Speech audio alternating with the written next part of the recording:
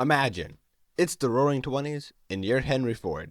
Stocks are up, the war is over, and people are back home buying cars. Life is good, except for the fact that those pesky British hold a monopoly on rubber. That's the stuff you use to make tires. So, what do you do in this situation? You follow in the steps of Americans that came before you and start a colony on a separate continent, Fordlandia. Originally intended to be in Central America, Fordlandia was ultimately placed in the Amazon rainforest in Brazil after negotiations with the governor of the state of Para, Mr. Deocio Bentes, resulted in Mr. Ford receiving an area of about 2.5 million acres where he would be able to build Fordlandia, and more importantly, be exempt from taxes. The construction of Fordlandia originally began in 1926 by the Companhia Ford Industrial do Brasil, and immediately faced problems with poor logistics, disease, and the fact that the only way to get there was by boat, but that probably falls under poor logistics. The town was made to be like an American town with all sorts of fancy things, like a pool, a golf course, and a school. 2 years later, in 1928, Ford, the company, not the person, but I'm sure he had part in it, sent 2 ships carrying supplies from locks to a water tower to the town, and this is when it was officially named Fordlandia. Looking for workers, multiple recruiting offices were set up throughout the state of Para and in the neighboring states.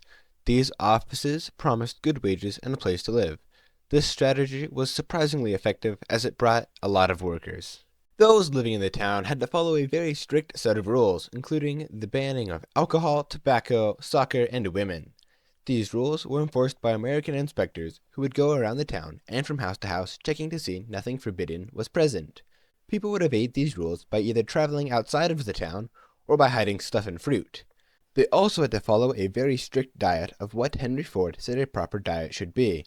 This included oatmeal, as well as brown rice, whole wheat bread, and canned peaches. As it turned out, none of Ford's managers had the required knowledge to properly farm rubber, and as a result, the trees were infested with insects and diseased.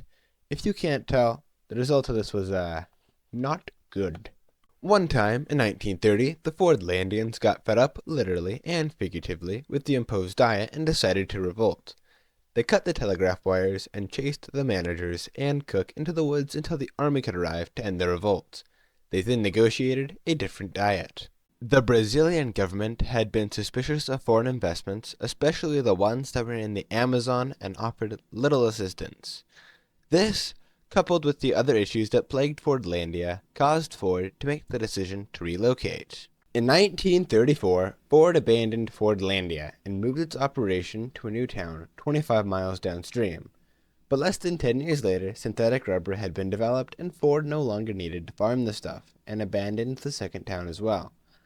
It was reported by NPR that, quote, not one drop of latex from Fordlandia ever made it into a Ford car, end quote. And Henry Ford never even visited the town that bore his name.